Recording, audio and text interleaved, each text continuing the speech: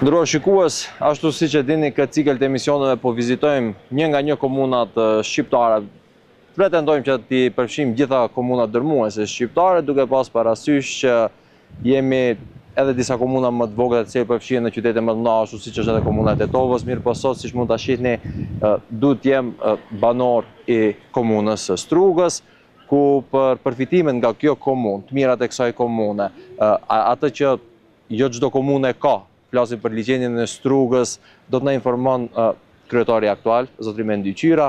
Zoti Qyra, faleminderit shumë sinqerisht që pranuat ftesën për të vizituar qytetin më të bukur shqiptar. Shpresoj të kaloni mirë sot në Strugë dhe ne jemi gjithmonë të hapur për ju si bashkëpunues që kemi qenë gjithmonë. Ta fillojmë këtë bisedë pak më ndryshe se me kryetarët e tjerë, pasi që keni qenë kryetari i Odës Ekonomike dhe CEK që kemi pas një bashkëpunim. Cila është më e vështirë, ti je kryetar në Odën Ekonomike, të merresh me biznes apo të merresh me komunë?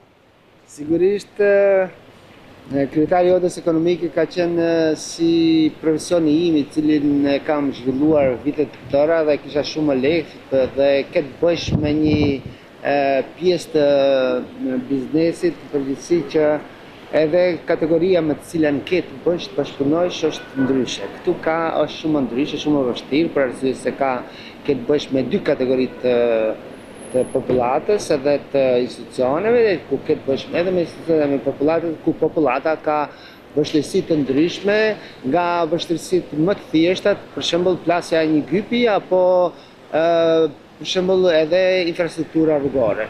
Domethënë kanë shumë kërkesa dhe si kryetar, normalisht si kryetari i komunës është shumë më vështirë thjesht se sa një kryetari i Odës Ekonomike. Zoti Qyra, komuna e Strugës është një komunë që gjithë shqiptarët kudo që janë krenohen, jo vetëm në trojet shqiptarë, por edhe më gjerë është një qytet shumë turistik, i shohim edhe aktivitetet e ndryshme kulturore që zhvillohen këtu. Më thuaj si e gjetot komunën, cilat janë problematikat më të mëdha në disa pika të shkurta, pasi që ashtu siç e kemi, do thotë, edhe parashikuar emisionin, duhet vizitojmë edhe disa pika kryesore të komunës, se çfarë po punohet për të përmirësuar gjendjen këtë komunë. Tani një pjesë të informatave i keni pas se komuna e Strugës ka qenë në gjendje shumë të vështirë, nisur nga pjesa e administratës, e cila ka qenë shumë pak funksionale, për arsye se nuk kanë ditë orarin e punës, kanë ardhur kur kanë dashur dhe kur kanë dashur kanë ikur. Dhe nisur mandej ka pjesa tjetër financiare, e cila është në borxhet të cilat i ka pasur, i ka krijuar me vite të tëra, mbi 15-20 vite të kaluara, dhe ka përmbarues, dhe mandej duke kaluar te pjesa tjetër infrastrukturore, të cila ka munguar, pa lënë anash edhe problematikën e turizmit, i cili është, që thatë juve, është qytete, një perle, i cila ka edhe liçenin, edhe lumin, edhe malin, edhe infrastrukturën që e ka, si që ka aeroportin, tani edhe koridorin e 8 dhe kështu me radhë. Të gjitha i ka mundësit, por për fat keq nuk është shfrytzuar sa duhet, duke ditur që edhe një pjesë e madhe e popullatës shqiptare, por edhe jo shqiptare, punojnë në botën e jashtme, të cilët sjellin një pjesë të mjeteve, të cilat i investojnë këtu dhe i shfrytëzojnë këtu dhe i harxojnë këtu, që sigurisht Strugën e ndihmon. Për fat keq nuk është menaxhuar mirë dhe megjithatë, ne sigurisht unë jam optimist dhe çdo gjë do shkojë mirë dhe ndryshohet për së mirë dhe e kam thënë dhe ta them që Struga do të bëjë histori dhe ka filluar në drejtim dhe të shkon mirë. Zoti Qyra, si afarist që jeni edhe si kryetari i Odës, edhe e dim atë ndjenjen e juaj të sipërmarrësit të cilit jeni, çka mendoni se është shumë e rëndësishme që brenda këtij mandatit për Strugën të realizohen? Ku e keni detektuar problemet më kryesore pa të cilat ky qytet nuk mund të bëhet? Se pasi që mund ndërtosh gjithçka, mirë po ka disa pika kryesore që pa i bë ata fillimisht nuk mund mbrish tek ajo më e bukur. Do të bëjmë ndryshimin, dhe ndryshimi do të bëhet nga si qyteti i cili të hyrat kryesore i ka nga ndërtimtaria, do ta kthejmë të hyrat kryesore të vinë nga turizmi. Për të kthyer në të hyrat kryesore që të vinë nga turizmi, normalisht duhet punohet më gjatë dhe duhet një kohë pak më e gjatë që kalohet si veprimtari kryesore turizmi, jo ndërtimtaria. Sepse ndërtimtaria sigurisht që do të ekzistojë gjithmonë, por nuk do të jetë prioritare sepse mund të vijë një ditë që ndërtimtaria të zvoglohet ose të jetë në një Kategori e dytë në Europë, po. Për ta bërë këtë, normalisht që do të bëhen shumë projekte, shumë ndryshime dhe në aspektin e plazheve, të cilat janë siç janë e dinë të gjithë, duhet të rregullohen me ligj.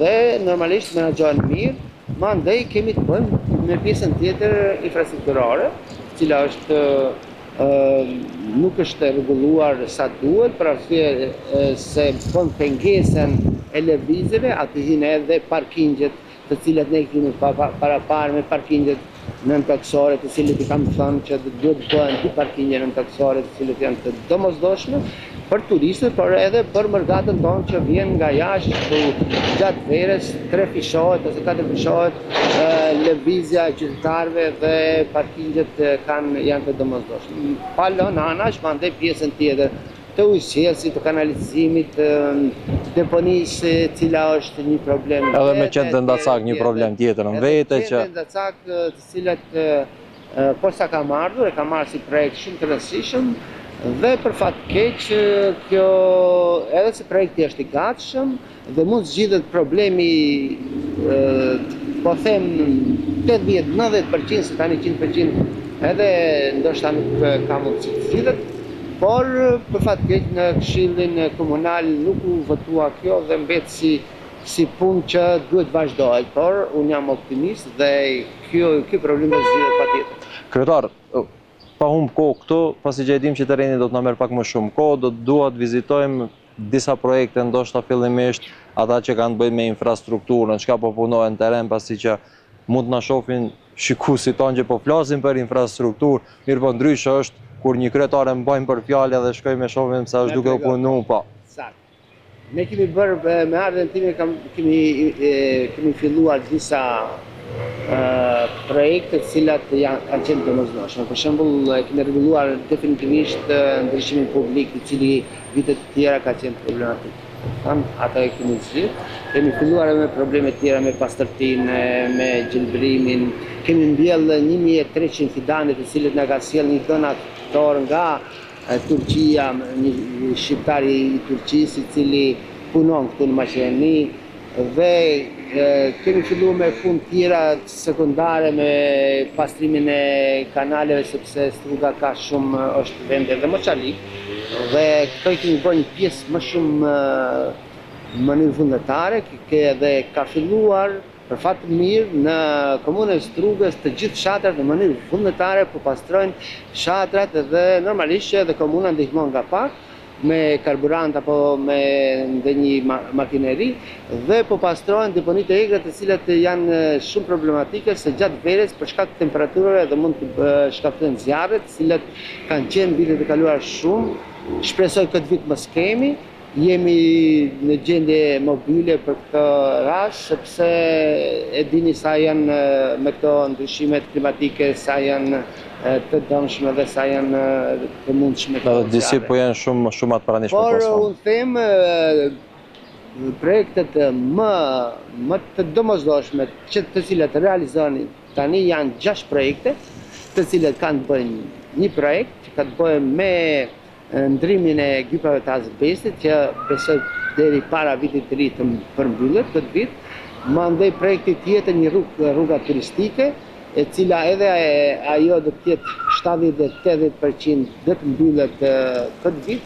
Dhe kemi një rrugë tjetër të cilën e kemi nisë nga liçeni, që është shumë rrugë e domosdoshme për një projekt madhor për vitet e ardhshme, për të gjithë mandatin nga Struga deri në Morovisht, i cili është projekt që duhet realizohet për shkak se trafiku nga Dibra, Veleshta dhe fshatra të tjerë gjatë verës është shumë ngarkuar dhe kalon 1 orë deri 2 orë për të ardhur nga Veleshta ose nga Vabunishti dhe Dibra për në Strugë. Dhe ky projekt është shumë i domosdoshëm. Normalisht pa lënë anash, kemi edhe projektin rreth te Askampi, quajmë ne, cilën ndoshta edhe ta vizitoj. Mandej kemi edhe një projekt rreth liçenit, të cilët duhet të ndrojmë ku është bë rruga për fat keq për shkak zgjedhjeve është shpejtuar aty dhe është mbuluar vetëm me asfalt dhe nuk është parapar uji atmosferik i cili bën probleme gjatë rreshjeve dhe këtë kemi filluar, po ashtu e zbatojmë dhe vazhdojmë. Tjetër kemi edhe një projekt për kanalizimin i cili është në fshatrin Vranish, dhe ajo është një projekt mjaft i madh i cili e zgjidh problemin e kanalizimit. Këto janë projektet të cilet tani kemi nisë duke zbatuar, pa lënë anash edhe projekte tjera nëpër fshatrat, të gjithë fshatrat nga pak pjesërisht kemi investuar dhe shpresojmë tani me disa investime që kemi ndarë një buxhet për 350.000 euro, ku dhe të bëhen rrugët lokale në përfshatra dhe në qytet. Zotëri Qyra, atëherë shpresoj të ecim te një lokacion i cili do të na informosh më gjerë se si po zhvillohen këto projekte. Çdo qytet rrëfen historinë e tij në një mënyrë të veçantë. Struga e vendosur në mes liçenit dhe Drinit të Zi është një qytet ku zhvillimi, turizmi dhe sfidat e përditshme ndërthuren natyrshëm. Emisionin e nisim lëvizje, së bashku me kryetarin e komunës duke biseduar për rrugtimin e deritanishëm, projekte që kanë marrë jetë dhe vizionin për të ardhmen e këtij qyteti turistik.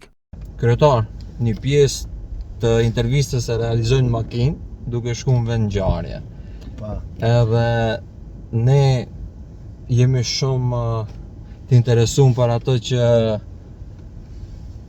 çfarë strug po punohet, duke e ditë që struga gjatë fushatës zgjedhore ka qenë pak a shumë me disa probleme të njëjta pothuajse në nivel nacional me gjitha komunat e tjera, përfshirë deponit, përfshirë ujësjellsen.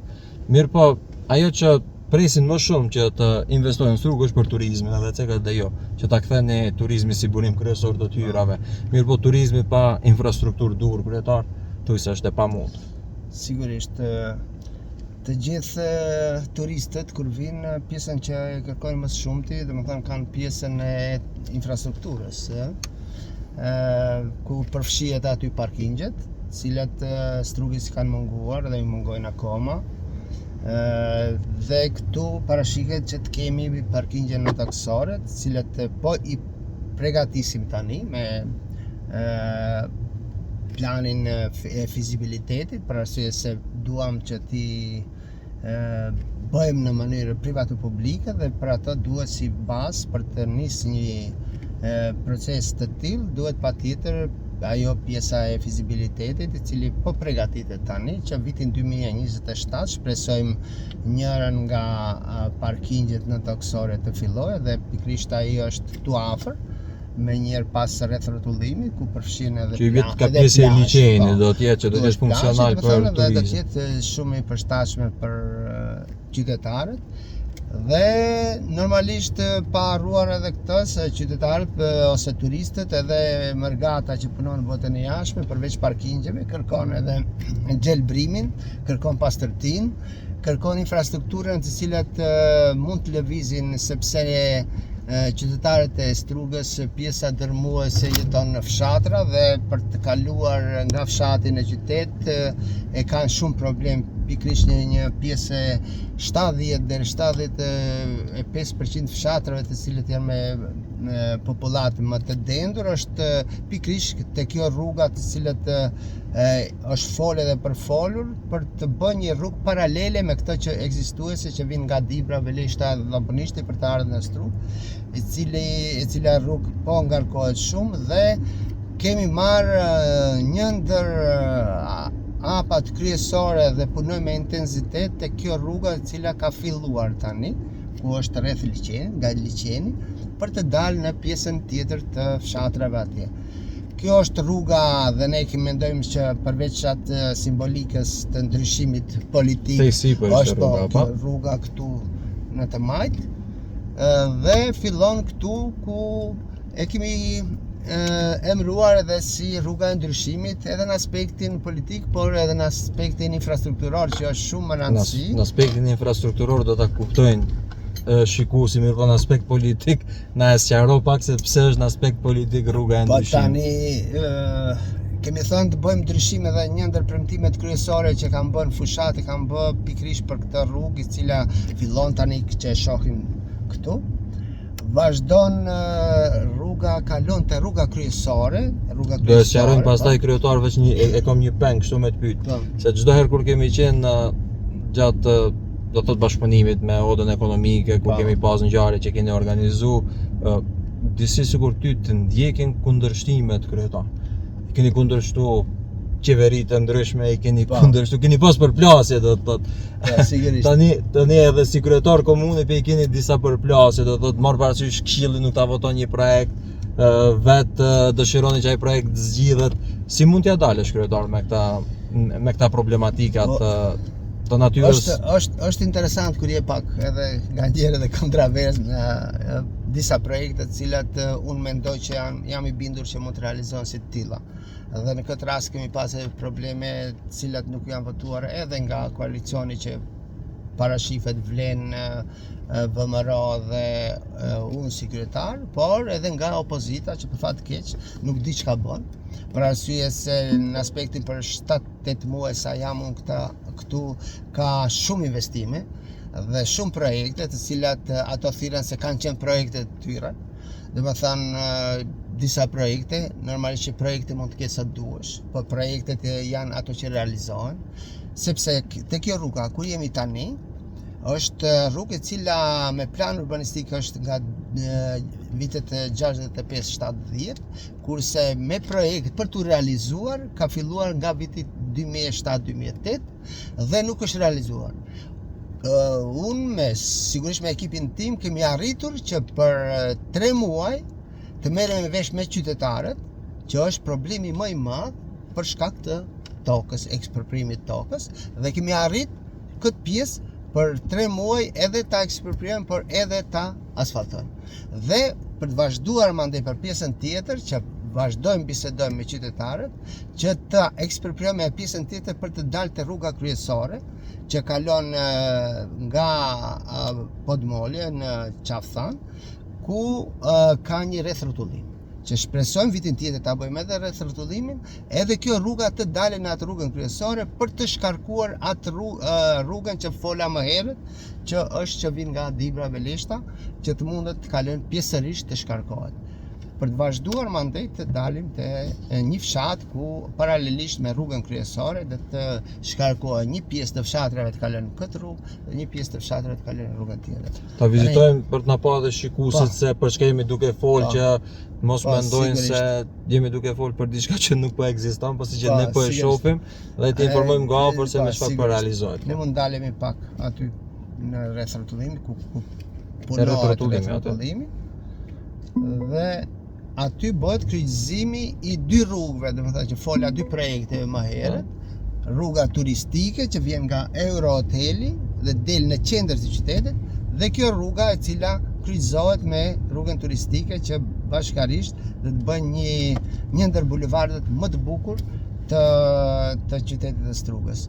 Ky investim është sigurisht nga Ministria e Transportit, por edhe për shkak të disa maksive të projektit ne kemi arrit të plotësojmë edhe me 350.000 euro plus për shkak për komunës, për shkak se nuk ka qenë pjesa e paraparë të ujrave atmosferik, nuk është paraparë ndryshimi publik dhe nuk është parë ndrimi i gypave të azbestit, të cilën e kemi si prioritet në gjithë komunën e Strugës për të ndryshuar, ku përfitojmë përveç asaj pjesës kancerogjene që janë këto gypat e azbestit, përfitojmë edhe plasjen ose humbjen e ujit, i cili është parashifet nga ekspertët 60 deri 70% për shkak se janë gypa shumë të vjetër dhe kjo me një veprim, domethënë përfitojmë edhe te uji, edhe te ndrimi pa.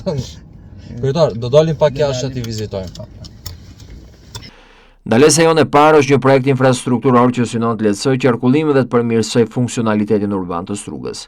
Këtu flasim për investime që transformojnë qytetin, por edhe një nga temat më debatueshme të viteve të fundit, trasen e korridorit 8.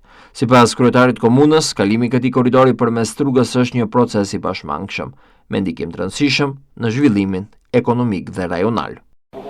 Kryetar, e përmendëm gjatë bisedës në makinë që kjo do quhet rruga e ndryshimit. Edhe po e shohim që asfaltimi është bo, ka ngecë disa trotuare për të rregullu. Çka tjetër do të punohet në këtë rrugë dhe kur do të jetë në lëshim, në funksion më saktë? Po tani kjo rruga është 34 metra gjerë me 4 korsi, ku parashihet edhe shtegu i bicikletave, gjelbrim, trotuar, të cilët normalisht duhet edhe pak kohë, edhe pse kjo rrugë është parapar të ndërtohet rreth një vit. Ne mendojmë që ta përgjysmojnë këtë kohë dhe për 5 ose maksimum 6 muaj ta mbyllim si projekt të tërë. Dhe ky projekt është shumë interesant që mund të shihni edhe ju në vazhdim. Vazhdon atje me rreth rrotullimin për të kaluar në pjesën tjetër të rrugës, ku ne veç edhe pse nuk është hapur tenderimi, me qytetarët jemi duke biseduar që të ndihmojnë në dhënien e tokës së tyre për ta ndërtuar këtë rrugë, sepse te projektet infrastrukturore ose rrugët, problemet kryesore janë projektimi, që është më i lehtë, mandej kemi parat që duhet t'i gjejsh për investime dhe ajo që është më e vështira është ekspropriimi ose marrëveshja me qytetarët për të ndërtuar një rrugë. Dhe ne për fat të mirë, për 2 muaj e gjysmë 3 kemi arritur një pjesë më të madhe, kemi filluar për pjesën e dytë projektit i cili besoj do të fillojë para vitit të ri për dalë te rruga kryesore, por jemi në rrugë të mbarë me qytetarët, jemi ulë të bisedojmë edhe pse në këtë rrugë, nëse shkojmë pak më thellë, do të shohim ku atje sipër rrugës ka ndërtime. Dhe qytetarët ka prej tyre të cilët në mënyrë vullnetare kanë nënshkruar që të na japin të ndërtojmë. Këta ndërtime janë ndërtime private? Ato janë ndërtime private dhe toka është private. Gjithë pra të flasë, shumë mirë që e bët edhe pyetjen, domethënë gjithë rruga është private, ka qenë. Edhe problemi që ka qenë 20 e sa vite që nuk është ndërtuar, problemi kryesor ka qenë eksproprimi ose marrëveshja me qytetarët. Më ardhen time, domethënë kjo ndryshimi që gjithë qytetarët në mënyrë vullnetare kanë ardhur dhe te zyra ime, edhe kam shkuar nëpër shtëpia, kemi bërë një marrëveshje dhe kjo rrugë kalon në rrugën që ne do të kompenzuar këtyre qytetarëve këtë pjesë. Kemi bërë marrëveshje që ne do t'u japim një ofertë dhe ato nëse pranojnë, normalisht do të bëjmë marrëveshje, nëse se pranojnë ka edhe forma tjera që kur gjyqi ose ekspertiza dhe të vendosen ndryshe, normalisht dhe të jepen parat të cilët dhe të merrem vesh se si dhe të bëhet pagesa atyre. Kjo rrugë besoj kryetar që do të ndikojë shumë pasi që sjell direkt te liçeni atje ku edhe Pikërisht kjo rrugë do ta shkarkojë rrugën atë cilin tani ngarkohet, në vitin tjetër nëse arrijmë deri në 2027 në prill, maj, para sezonit të dalën të rruga kryesore, atëherë pjesa që ngarkohet të rreth rrotullimi për çfarë thon, atëherë një pjesë e qytetarëve do të vinë këtu te liçeni dhe kjo do të ndihmojë në shkarkimin. Dhe besoj që do të jetë bulevardi më i bukur, për arsye se i ka gjithë parametrat e një bulevardi bashkëkohor, ku kryqëzohet me bulevardin tjetër, i cili është nga Eurohoteli që del në qendër të rrugës, që besojmë që ka edhe aty ekspropriime dhe duhet të vazhdojmë punën. Kryetar, tash kur na shohin banorët e fshatrave të komunës Strugës që po ndërtohet nga pjesë, po zhvillohet turizmi, çfarë bëhet për fshatrat e komunës Strugës? Keni projekte të cilat do të lehtësojnë jetën atyre banorëve, marrë parasysh nëse ata merren ndoshta edhe me ndonjë kulturë bujqësore që është shumë e rëndësishme për mbajt edhe atë sektor të qëndrueshëm. Për fat të keq, pjesa e fshatrave kërkesë më të madhe kanë pjesën e ujësjellësit dhe kanalizimit. Janë, domethënë, 2 projekte të rëndësishme, të gjithë fshatrave kanë problem. Po, për gjithë fshatrave përveç 3 fshatra të cilët e kanë zgjedhur këtë problem, asnjë fshat tjetër nuk e ka zgjedhur. Dhe shpresoj që ta zgjidhim me projekte, unë gjithmonë kam thënë, me investime qeverinë, sepse edhe me donacionet, me ambasadat e UE të cilët janë të interesuar për këtë fushë për shkak të pjesës ekologjike, dhe pjesa tjetër që është pjesa e deponive të cilët në përfshatra ka pas shumë, dhe ne kemi marrë një aksion, edhe fshatarët dhe bashkitë lokale, të cilët janë aktive, po si qyteti i Strugës, ku vetë në mënyrë vullnetare bëjmë pastrimin e deponive të cilët janë të damshme edhe për zjarret e mundshme të cilat mund të gjatë verës të ndezin, dhe ne si komunë normalisht ndihmojmë nga pak, por kemi tani edhe një mundësi për të bërë rrugët për disa lokalitete, kemi rreth 9 rrugë tani në program për këtë vit, dhe shpresoj dje kemi mbaruar një rrugë në Velesht, para disa ditë një rrugic të vogël në Podgorcë, dhe për 2-3 muaj do të kemi disa rrugë këto 9 rrugë besoj të t'i realizojmë, për mbyllën, por ka edhe pjesë tjera të cilët ne intervenojmë në pjesën e ujësielësit, i cili është i dëmtuar mjaft me vit të tëra ku uji kalon dhe nuk për fat keq për shkak të plasjeve të gypave të cilët nuk janë sanuar me vite. Punimet hapura që ishin, po vinë për shkak këtyre problemeve. Për shkak këtyre problemeve të cilët ato pasi punohen, pasi futen gypat, duhet një kohë të rrihet flej tamponi e rëra që hidhet aty për të mundur të mandej të asfaltohen. Ato patjetër do të kalohet një periudhë kohore që sepse nuk guzon ta shtypish me cilindra për arsye se mund të vijë të plasja e gypave dhe kjo është si rezultati i asaj. Në qytetin e Strugës shifet që punohet edhe qytetarët këtë e kuptojnë. Ne kemi ngadalësuar tani punët në disa vende ku frekuentimi është i madh, por më njëherë pas në shtator do të fillojnë në mënyrë trafikun pasi që punimet edhe pak e vështirësojnë. Nëse na shohin tek rrugë kryetar do të pyesin edhe për ato që u bë shumë zhurmë se a do të kaloj koridori 8 nëpër qytetin e Strugës apo do të hiqet Strugës kjo mundësi e ati koridori, pasi që edhe kur kemi qenë të oda ekonomike, e kemi përmendur që koridoret janë shumë të rëndësishme. Sigurisht, koridoret janë shumë të rëndësishme dhe shqiptarët e Maqedonisë duhet të jenë me fat që kohë të fundit investohet në këtë pjesë.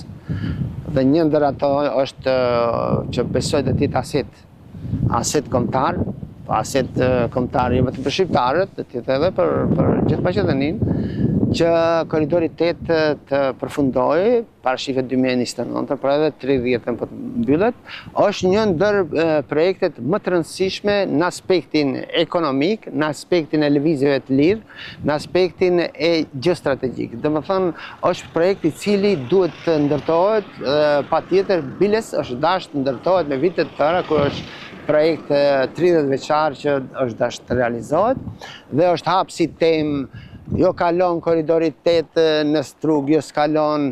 Unë me këmbgulje kam thënë gjithmonë se koridori 8 patjetër do të kalon në për Strugë, edhe sikur të kalojë në për Liçe. Sepse përsëri do të shkojë në Shqipëri, sepse ashtu është parashikuar edhe ky koridor. Kjo çështje vetëm është e mbyllur që do kalon në për. Do të kalon vetëm shihet se ne kemi pas, me të vërtetë kemi pas, unë kam qenë edhe pjesë e delegacionit Paris në UNESCO, ku është kërkuar nga ata që të përshtaten kërkesat e UNESCO-s me projektin i cili ta parasheh trasën e cila do të kalojë nga Trebenishta në Qaftën, ku janë parapar 2 variante, njëra me tunel të malit për të dalë në pjesën tjetër të Shqipërisë dhe njëra në pjesën të tanishme ku është rruga. Tani cila formë do të jetë, sigurisht ato do të flasin ekspertë, se jam unë ekspert.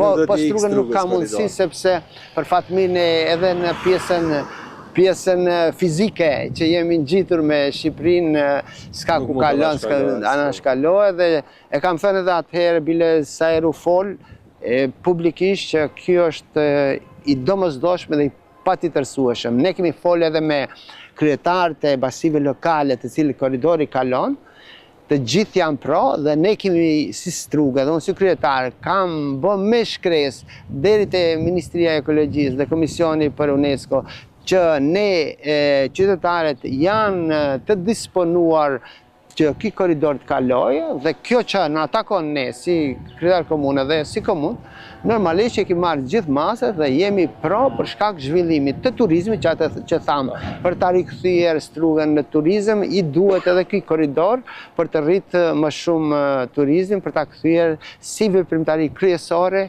ndaj gjithë veprimtarive tjera të cilët zhvillohen në Strugë. Kryetar, besoj që projektet infrastrukturore janë të rëndësishme, janë hapi pa për të zhvillu turizmin. Do të kisha dashur shumë kryetar që të vizitojmë plazhet publike dhe si menaxhohet me ata plazhe publike, çfarë i ofrojnë ata pushuesve të cilët do të vinë për të pushuar në Strugë. Mund të ikim deri te ai destinacion? Patjetër. Shkoj. Në brigjet e liçenit të Ohrit, aty ku Struga merr frymë përmes turizmit, ndalemi për diskutuar mbi një proces i cili synon t'u rikthejë qytetarëve hapësirat publike. Kryetari flet për lirimin e plazheve të uzurpuara, sfidat me cilat përballet sektori turistik, si dhe projekte që synojnë ata të bëjnë Strugën një destinacion edhe më tërheqës. Mes tyre veçohet dhe ideja për krijimin e një lidhjeje ujore ndërmjet Strugës dhe Pogradecit, një projekt i cili do t'i ofrojë dy brigjet e të njëjtit liçe përmes transportit dhe turizmit. Kryetar, shpeshherë kur folim për turizmin ankomi për çmimet shtrejta, për shërbimet shtrejta. Qytetarët në Strugë ndoshta mund ta dinë këtë gjë se pse vje, nga ku vijnë këto burime për çmimet shtrejta. Plazhet po i shohim këtu është nda, prej jush është nda si kryetar komune keni dislokuar si plazh publik dhe si po menaxhohet deri tani ky plazh publik. Tani të them të drejtën 20 vite gati s'ka pas plazhe publike, edhe qytetarët e kanë kërkuar një gjë të tillë, duke dashur se dikush nuk don të pagojë shezllone apo këto shtretër të cilët i përdorin kompanitë të ndryshme që i shfrytëzojnë plazhet.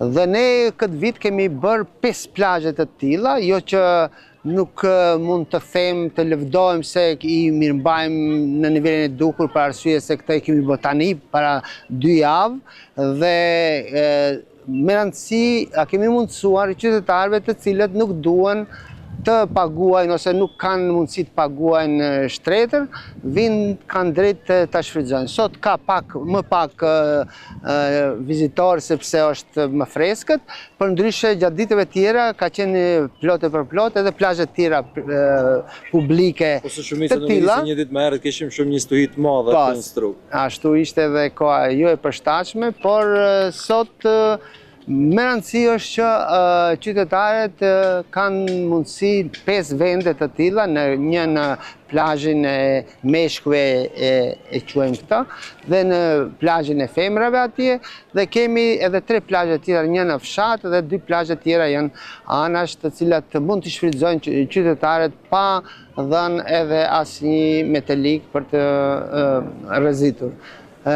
Çmimet, siç thatë ju, janë të larta, por krahasim me qytetet e tjera, Struga i ka çmime më të ulta se të gjithë. Për shembull, raport me Ohrin ne kemi shumë më të ulta, edhe në pjesën e parkingjeve i kemi shumë më të ulta, që është bë një zhurmë nga opozita e cila në Këshill nuk ka dashur të votojë për rritjen e çmimeve për arsye se kanë menduar ose gjoja se dëmtojnë qytetarët. Ne nuk kemi bërë rritjen e çmimeve në pjesën periferike të qytetit, ashtu si kanë qenë ashtu janë. Pjesët të qendrore, që çdo qytet i ka çmimet më të larta normalisht, i kemi bërë 80 denar raport me Ohrin ku i ka në qendër 150 denar. Nëse ne duam të i konkurrojmë, them ekonomikisht, normalisht Ohrit ose qytetet e tjera, duhet t'i ndajmë, më bëjmë diskriminim, se në rastin e parë ku 40 denar ka qenë edhe në periferi edhe në qendër, kemi bërë diskriminim me ato që kanë parkuar në periferi dhe ka lëviz në këmbë dhe ai që parkon diku në qendër që ka paguar përsëri njësoj. Domethënë, përgjithësi çmimet nuk se janë rritur raport me qytetet tjera, po flasim edhe me Shqipërinë edhe me Ohrin edhe me disa qytete tjera. Çmimet janë tani ata që janë për fat keq, po rriten çdo kund, kosta e jetesës po rritet dhe por unë ju them që në Strugë kanë çka vizitojnë dhe pjesa mundohemi gjithmonë pjesa natyrale, ato që ka ofruar Zoti, shfrytëzohet maksimalisht dhe këtë mund ta bëjmë me kushte shumë modeste dhe mund të shfrytëzojmë. Ne do të vazhdojmë vitin tjetër këto plazhe publike të mirëmbajmë, normalisht do të ketë edhe toalete publike por duhet këtë vit nuk kemi arrit për shkak kohës së shkurtër nga mandati im. Me rëndësi është një hap i mirë, një start i mirë dhe nëse ka nevojë, mandej do t'i zgjerojmë. Për banorët lokal është i mirë. Pa sigurisht, pasi që ata duhet lëvizin këtu dhe pastaj çdo ditë bëjnë shpenzime për shezllong. Sepse ai që do të visi turist, ndoshta do ta paguajnë shezllongin, do të paguajë çdo gjë. Por banorëve lokal ju ndihmon shumë kjo. Sigurisht. Si alternativë. Kryetar, çfarë bëhet për liçenin e Strugës? Keni menduar ndonjë ndryshim, ndonjë risi sjellni për ta bërë më atraktiv këtë pjesë? Asmet, nuk ka projekt të cilën nuk e kemi parashikuar edhe nuk e kemi prek pak. Domethënë, flas për projekte të cilët e kemi pas në fushat, që ja kemi premtuar popullatës, qytetarëve të Strugës. Një ndër ato ka qenë edhe porti Strug-Pogradec, që i mundshëm të jetë Strug-Pogradec-Ohër-Strug, që një lidhshmëri e tillë. Sepse Ohri e ka portin, ne nuk, për fat të keq, nuk e kemi. Jemi në bisedime me kryetarin e Pogradecit dhe kemi ngritur në nivel më të lartë edhe në mediumet edhe në ministritë përkatëse, sepse normalisht leja do të vijë prej ministrive të pushtetit qendror. Dhe mendoj që është shumë lehtë të bëhet.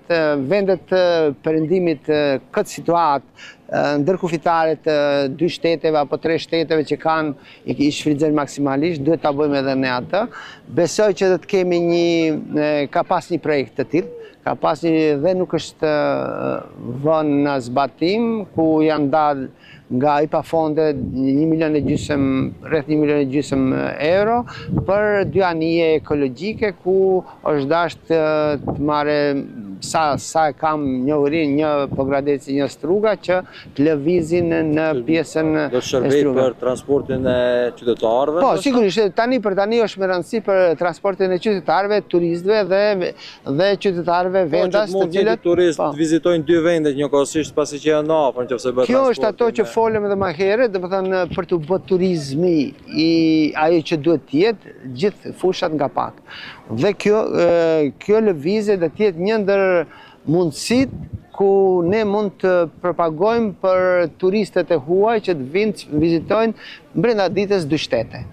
Dhe hanë drekën këtu ose darkën këtu ose anasjelltës në Pogradec dhe kjo mund të bëhet shumë thjesht. Biles mundet dhe sa lëvizim dhe në Pogradec gjatë rrugtimit ta një drek, ose dhe aty sigurisht do të bëhet edhe ajo pjesa administrative që kalimi i kufirit.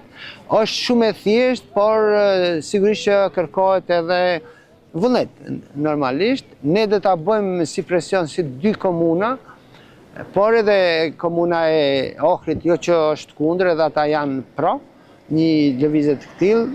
Besoj që bashkarisht me pushtetin qendror është punë që bëhet shumë shpejt. Kryetar, investimi nuk është shumë i madh, investimi mund të jetë edhe privat o publik, mund të jetë edhe vetëm privat, nuk është me rëndësi është të funksionojë. Të jetë në funksion si mundësi do të thotë. Kryetar, shumë që ndihmon turizmin janë edhe aktivitetet kulturore. Që sjellin turist ndryshëm, marr parasysh, ndoshta në Evropë, rajon, por edhe më gjatë. Çka organizon Struga, kryetar, këtë verë për turistët dhe si, a ka ndonjë platformë se si do t'i tërheq nëpërmjet aktiviteteve kulturore? Vazhdoj me ato që thamë që gjithçka duhet nga pak në kuadër të asaj që të sjellin më shumë turistë.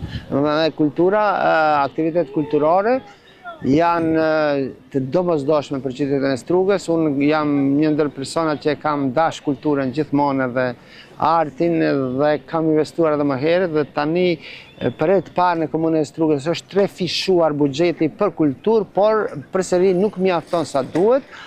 Dhe edhe në sport, edhe në kulturë kemi rrit buxhetin, në sport kemi rrit për 700%. dhe në kulturë po ashtu rreth 300%, domethënë kemi arrit është një përsëri mendoj një shumë modeste, por ajo ka bërë që këtë vit ne ta kemi trefishuar edhe aktivitetet kulturore, ku kemi filluar nga 10 korriku dhe vazhdojmë deri në fund të gushtit me ndërprerje kohore, por ka pas edhe aktivitete ku brenda ditës janë zhvilluar 2 aktivitete, këtu hynë aktivitetet kulturore, domethënë festivalet të cilët Struga Fest, Këngë Ho, kemi tani vazhdojmë për ditën e Mërgatës ku është në 27-in koncerti ansambli kombëtar shqiptar i Maqedonisë dhe mandej kemi edhe aktivitete të cilët ne këtë vit për herë të parë kemi shfrytzuar edhe drinin si aset i Strugës, ku janë zhvilluar disa aktivitete atje në ujë, ka pas edhe ka qenë cituar nivel, do thot Ballkani, ka qenë cituar ajo pjesa se si do thot e bën orkestrimin ata dhe pjesën e performancës tyre drejt liçenit, drejt drinit, më fal. Ka qenë shumë e mirë dhe shumë e bukur ajo. Po, shpresojmë që vitin tjetër dhe ta pasurim akoma më shumë, sepse e kemi një lumë të tillë që është me një ujë aq të pastër, besoj që vitin tjetër ta zgjerojmë këtë shfrytëzimin, dhe ta shfrytëzojmë këtë lumin, ku të kemi më shumë aktivitete, jo vetëm kulturore, jo vetëm këngë, ku ta di unë varet si do ta bën regjia, por edhe aktivitete sportive, ku këtë vit ka pas edhe aktivitete sportive, që jep një pasqyrë tjetër, ato që duhet ta ketë Struga. Ne i kemi shumë pasuri, shumë mundësi, duhet të shfrytëzojmë këtu pa lënë anash shumë sponsorë të cilët janë kyçur këtë vit për të ndihmuar kulturën, sportin, artin dhe që ka pas tash edhe arti ka qenë në skenë mjaft, dhe besoj që gjithë këto elemente dhe ndihmojnë në turizmin. Dhe të vazhdojmë, dhe më thënë, disa i praktikojmë, disa dhe të vinë të praktikojmë vitin e ardhshëm, buxheti i kulturës duhet të rritet sigurisht edhe më shumë, që ne në 2027 të jemi, normalisht ne nuk mund të konkurrojmë Ohrit, sepse ato kanë verën e Ohrit shumë të trashëguar dhe ne duam në miniatur të asaj verës së Ohrit të fillojmë për ta zhvilluar çdo vit më shumë këtë verën kulturore të Strugës, e pasuruar nga aktivitetet të ndryshme që ndikojnë drejt për së drejti edhe në turizëm. Besoj që ata që vinë na shohin qytetin tonë, të bukur, do të kenë mundësi të kenë si pikë rekreacione, netat kulturore, mund të kalojnë kohën më bukur, të ofrohet diçka më ndryshe. Kryetari ty si biznesmen, si afarist, e din që problematika e madhe dhe kryesore është e fuqisë punëtore, do të thotë gjithandej, marrë parasysh jo vetëm qytetet turistike, mirë, po gjithandej kemi këtë problematikë. Cilët janë shkaktarë që Struga ndoshta në aspektin ekonomik nuk po prosperon, ose të themi që e kam pa ka edhe kërkesat punëtorëve me rroga shumë të majme, mirë po disi sikur nuk gjendet një balans për ato se për ta plotësuar boshllëk, që ndoshta edhe shërbimet përmirësohen në këtë qytet. Fuqia punëtore është viteve të tëra, në jo që është krijuar sot, ose 2 vite, ose 5 vite. Unë si sekretari i Odës e kam ngrit nga 2016 si problem i mundshëm, që në atë kohë shumë pak e ka besuar, por ja që është evidente për fat të keq. Ne nuk kemi fuqi mos gjatë verës, kemi mangësi, kemi deficit të fuqisë punëtore, duke u nisur nga ajo se një pjesë e tyre shkojnë gjatë verës në Shqipëri, në Kroaci e të tjera. Dhe kjo nuk është vetëm për shkak të pjesës të pagave, por duke u nisur nga ajo se gjithmonë është propaguar, është bë informata se jashtë fitojnë më shumë e këtjerë. Unë va them me sinqeritetin më të madh, sepse jam edhe në fushën e turizmit, hotelerisë, ku pagat janë mjaft të larta, sidomos për kuzhinierët dhe kamarierët. Mirë po, përsëri mungon ajo dhe aspekti i zvogëlimit të numrit të nxënësve dhe të studentëve në qytet. Ne kemi, po të nisim nga ajo që tash... Mundën që migrimi ka pak fajt në këtë aspekt? Po, sigurisht që po. Migrimi ka dhe fushata që është bërë 30 e sa vite, që është bërë me fakte, se nuk ka perspektiv këtu është vështirë të jetohet. Gjithmonë edhe kjo është ngulitur për një pjesë e fëmijëve që ti edhe në për shkollat mesme ose 8 vjeçare kur ti pyesësh thotë ta mbaroj shkollën dhe të ik jashtë. Domethënë edhe kjo e ka bërë vetëm. Ne duhet të punojmë gjithë fushat, gjithë faktorët duhet të punojnë që edhe të bëjmë trajnimin për veprimtaritë përkatëse, edhe të bëjmë fushat që këtu mund të jetohet, edhe biznesi ose komuniteti biznesit tjetë më efikas edhe më të përcjellë situatën dhe të bëj rritjen e pagave, që është një mangësi në këtë drejtim, edhe se tani po e shohin që rritën pagat, por përsëri duhet më shumë në këtë drejtim. A keni menduar si komunë, kryetar, merrni një iniciativë që trajnoni pak para periudhës verore, të hapni ndonjë ndoshta konkurs apo ndonjë shpallje për trajnim të kamarierëve, t'ju caktojnë kushtet, të informohen ata se çfarë pune, çfarë paga marrin dhe shërbimi të jetë më i mirë. Ne kemi këtu një shkolla profesionale të cilët merren edhe me turizëm, por është bë pak. Edhe kjo periudhë kohore shumë e shkurtë e imja sigurisht që nuk ka dhënë mundësinë e tillë, kam pas kontakte me shkollat, me klaset profesionale. Duhet punohet në këtë drejtim, trajnimi gjithsesi, por ne kemi shumë probleme tjera, domethënë te turizmi hyn edhe ai problemi të cilët e ka gjithë Maqedonia, po e ka edhe Struga për qendrën Dacak. Unë kam pas një projekt prej nga ardhja që si të zgjidhet ky problem, kam biseduar me A është problem për turistat kjo?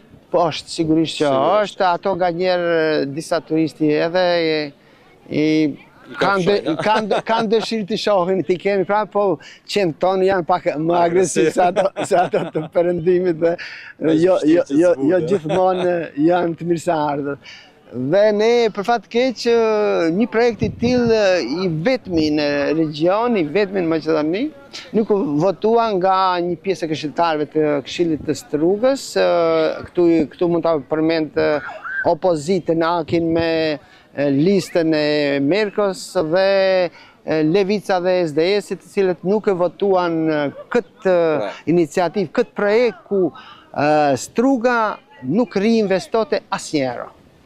Për shembull, cilat janë ata arsyet e atyre të cilët e kundërshtojnë këtë projekt?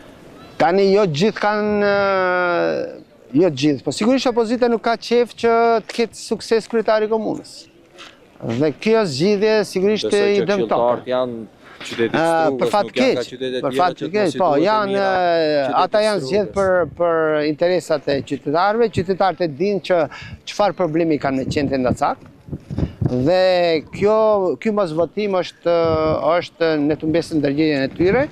Unë çdo intervistë dhe çdo paraqitje sigurisht që do t'i kritikoj.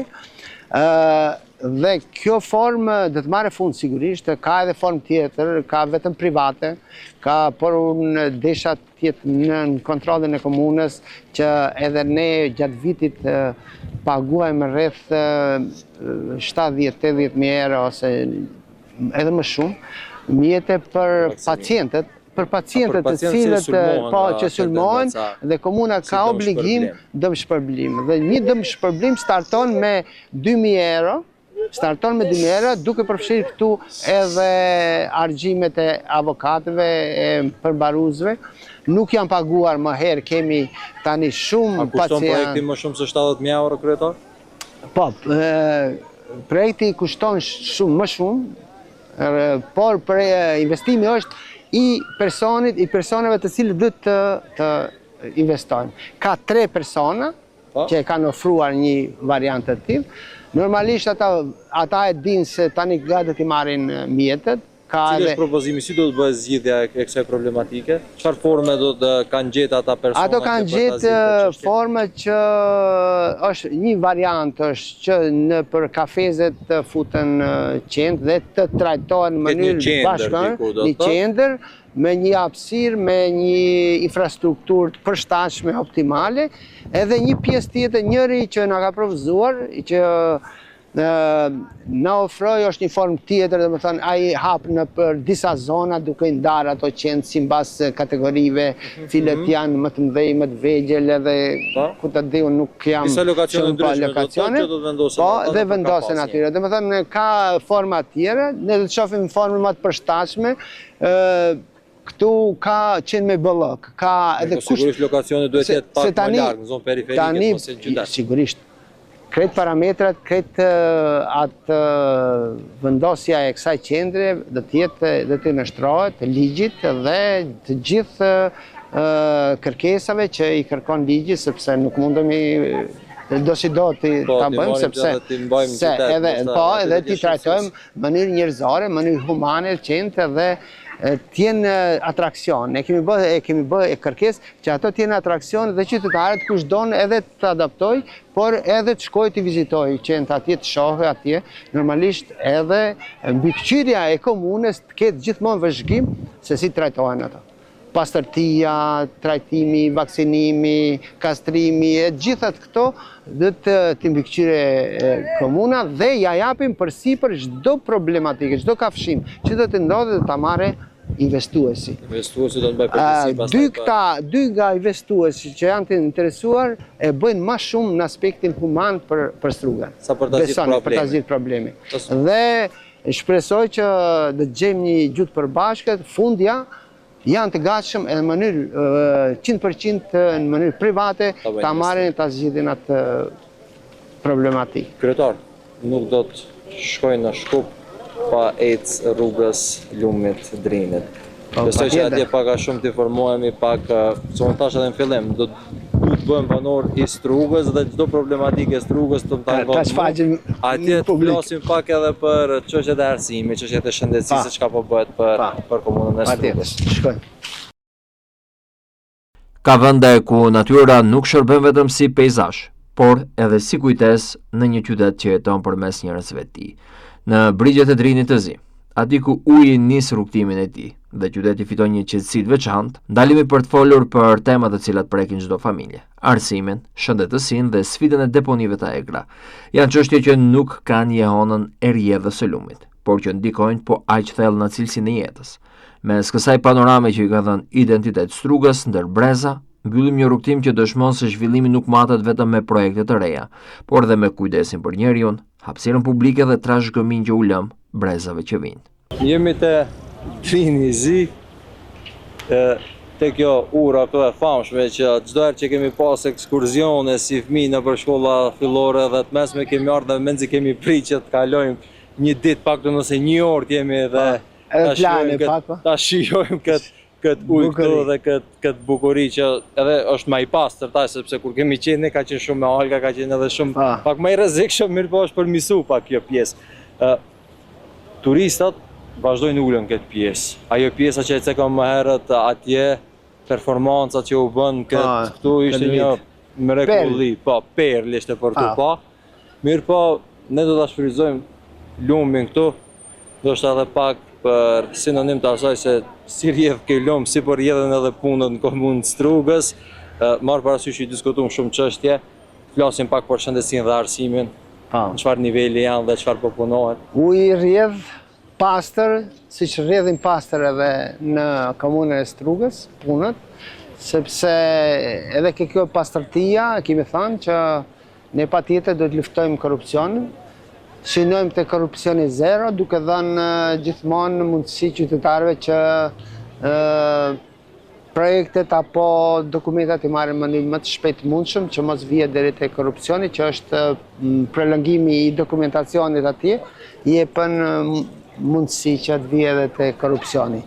Shpresoj që gjithë qytetarët të më ndihmojnë edhe në këtë emisionin tuaj, në këtë intervistë, sigurisht do të ndëgjojnë që për çdo pengesë që hasin qytetarët, s'pakti mundën të më shkruajnë ose të tregojnë për pengesa që mund t'i hasin në administratë, që shpresoj janë përmisuar dukshëm, por gjithmonë mund të përmisohen nëse bashkëpunohet me qytetarët të cilët të preken drejt për së drejti nga ky fenomen. Pjesa tjetër e arsimi Pak ta ndihmoj pak kryetar që ta flasim një temë që e kam dëgjuar që disa fshatrat të cilat kanë shkambes shumë pak banor dhe janë të rrezikuar për mbylljet paraleleve. Kjo e di që është si në kompetencë të Ministrisë së Arsimit. Mirë, po çfarë do të mundsohet që të paktën të mundsohet shkollimi banorëve të fshatrave? Tjetë sa më i afër, sepse mund shkollohen ata edhe me kilometra më larg. Për fat të keq, domethënë ekziston fenomeni i migrimit e fenomeni i natalitetit. Domethënë, nataliteti shumë i ulët dhe ka vitet tëra që numri i nxënësve në për klasa, në për shkolla po zvoglohet dhe nuk është ndërmarr asgjë. Tani normalisht Ministria e Arsimit ka një propozim për zvoglimin e paraleleve që është shumë e arsyeshme, edhe vendet ose shkollat ku nuk kanë nxënës duhet të mbyllen. Për fat keq se është e dhimbshme. Ka fshatra që ne në komunën e Strugës duhet 4 shkolla të mbyllim, për arsye se kanë 1 nxënës ose 2 nxënës. E çfarë do të jetë zgjidhja kryetar për ata nxënës? Dhe ato nxënës sigurisht do të shkojnë në fshatin më afër dhe normalisht komuna do t'i sigurojë transportin. Dhe në këtë formë ne do të bëjmë të mundshme që të kemi më shumë mjete, të kemi më pak shpenzime, por edhe socializimi ose efikasiteti arsimor do të jetë më i madh atje ku ka më shumë nxënës. Ne kemi plot shkolla ku kemi me 3 nxënës një klasë, ku kemi 7 nxënës një klasë, ku dihet me ligj është minimum do të ketë 20 nxënës. Kjo është dashur të bëhet në mënyrë të vazhdueshme që mos vishim në këtë gjendje që jemi tani, që i marrim këto masa, por dikush duhet t'i bëjë dhe ne duhet t'i bëjmë patjetër. Sistemi arsimor është në gjendje katastrofike për arsye se ka borxhe rreth gjysmë milioni pikërisht për shkak të punësimeve të enorme të arsimtarëve, edhe pse nuk është dashur të punësohen, vetëm që narrativi kryesor ka qenë vota. Dhe punësim sa më shumë, të marrish më shumë vota. Në kurizm janë punësuar edhe në arsim, janë punësuar njerëz për vota. Po pikërisht në arsim. 20 nxënës një klasë e kanë ndarë nga 10 për të punësuar një arsimtar. Një ose më shumë arsimtar. Si tani nga klasa e 5 duhen 10 deri 13 arsimtar për një klasë. E tani kur i ndan duhet të punësosh edhe 10 deri 13 persona të tjerë. Dhe kjo gjithmonë në kurriz të nxënësve, sepse kjo ka ndodhur në shkollat kryesore të qytetit, po thu? Jo, qyteti në fshatra.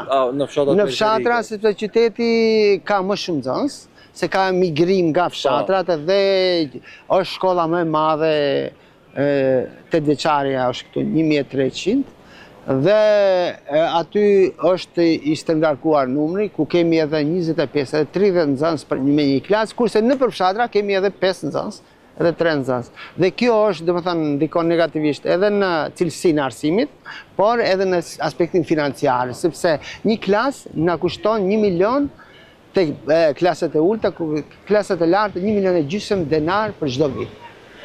Fut këtu edhe argjime tjera mandej që janë nxemja, ftofja, klimatizimi e tjera, kabinetet e tjera.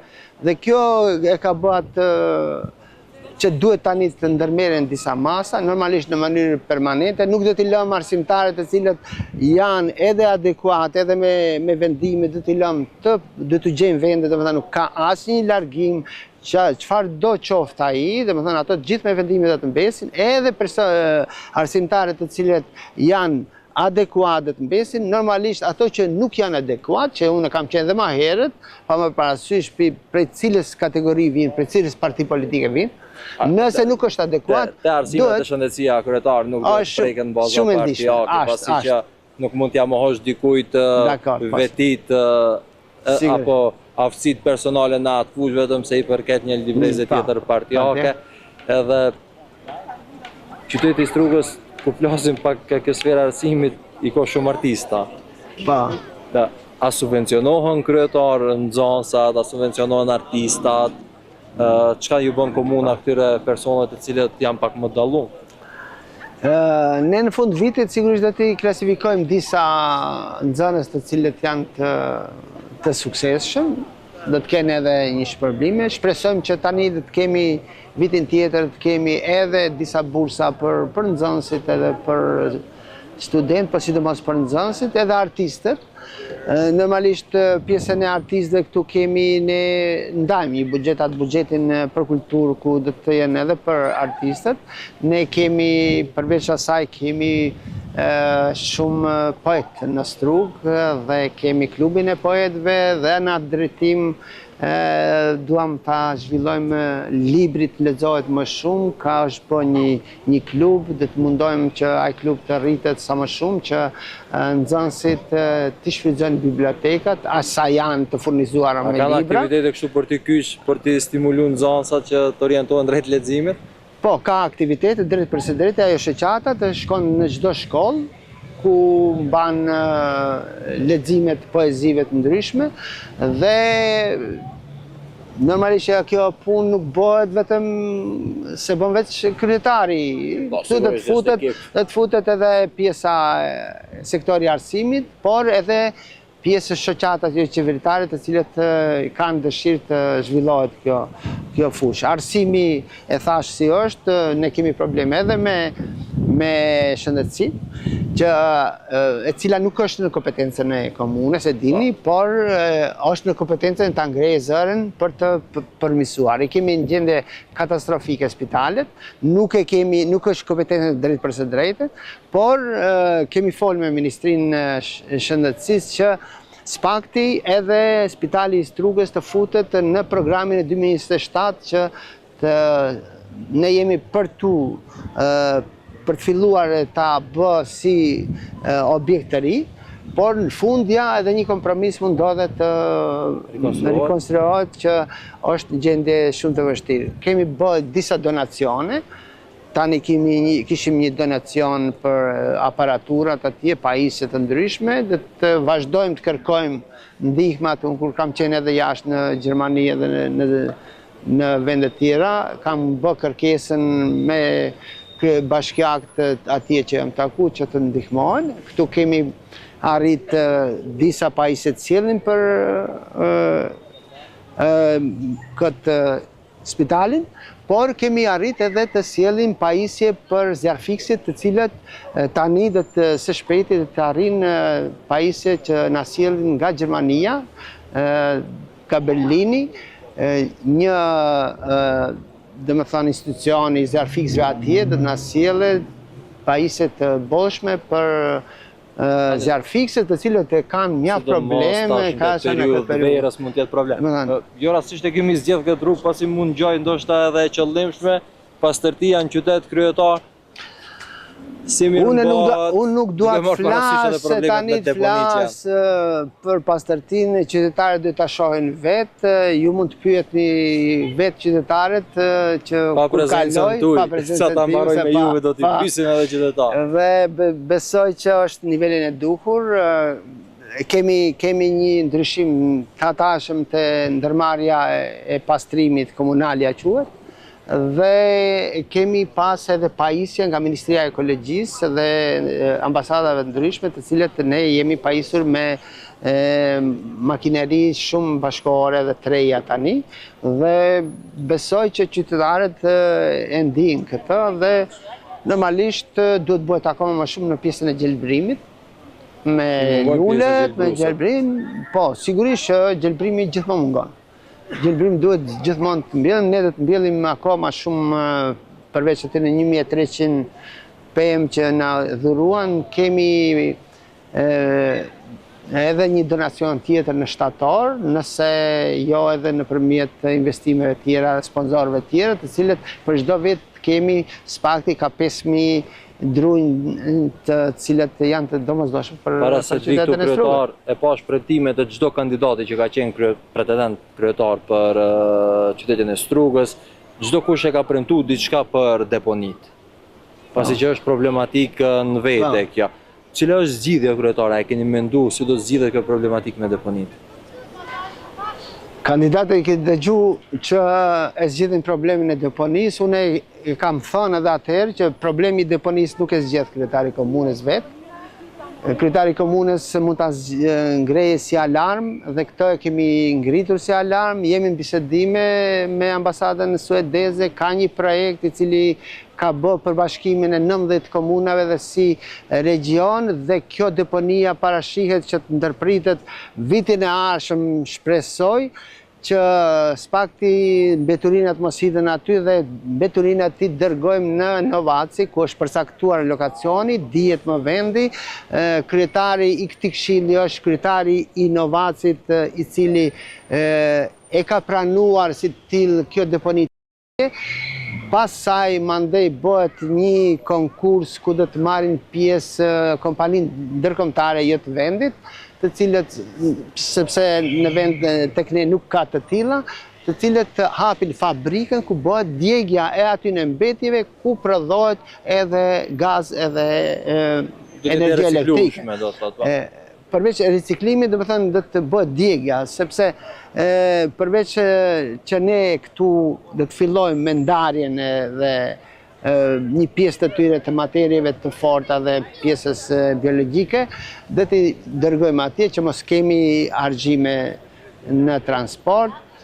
Ka disa propozime, kemi bërë disa takime, janë da 60 milion euro nga ambasada e Suedezës, bashkë me ambasadën e Zvicrës e përcjellin këtë projekt. Shpresoj që ta zgjidhim, kam thënë që kjo është shumë problem i madh që unë si kryetar i komunës pa ndihmën e qeverisë dhe ambasadave nuk e zgjidh dot, por jemi në rrugë të mbarë dhe shpresoj që do ta zgjidhim. Kryetar, ne do të vazhdojmë bisedën pak më gjatë, mirë po shikuesit do t'i përshëndesim këtu, pasi që besoj që morëm informacion për ato se e cekëm edhe në fillim mandati, fillimi mandatit është dhe kemi pas dëshirë që të shohim në çdo komunë se çfarë po punohet. Ajo thelbësore ishte çështja infrastrukturore e rrugëve, do të zgjidhen ato çështjet e kanalizimeve dhe rrugë të cilat do të lehtësojnë qarkullimin e turistave, por edhe qyteteve të cilat janë afër këtu për transport. E përmendëm si ide që ishte shumë interesante, por që është në proces pjesa e portit që mund të lidhë qytetet turistike, ndoshta për të arritur turizmin. Dhe unë besoj që një ditë për Strug mos vihet flitet për probleme kryetar, por të vihet flitet se cili aktivitet kulturor ishte më i mirë se sa tjetër. Shpresoj Gazmen, faleminderit që ishit prezent. I përmendet shumë bukur, dhe më thënë edhe porti, koridori 8, aeroporti, liqeni, lumi, mali, çdo rrugë të çon në Strug. Gjithë këto janë, dhe më thënë, mundësi të bëhet më mirë. Probleme gjithmonë do të ketë, sepse probleme kanë edhe qytetet më të mëdha të botës që ja kanë në mënyrë më të sofistikuar gjithë infrastrukturën, por shpresojmë që të kemi shumë më pak probleme. Falenderojmë shumë kryetar dhe sinqerisht besoj që do të vim edhe hera tjera. Ju presim, mirë se të vini.